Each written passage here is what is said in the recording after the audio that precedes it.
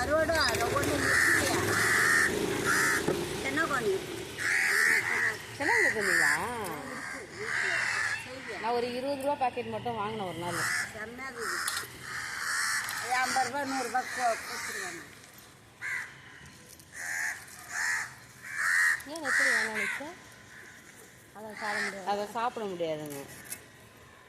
கத்திரிக்காய் போட்டு வச்சா நல்லா இருக்கும். அது சிலாவல்லி.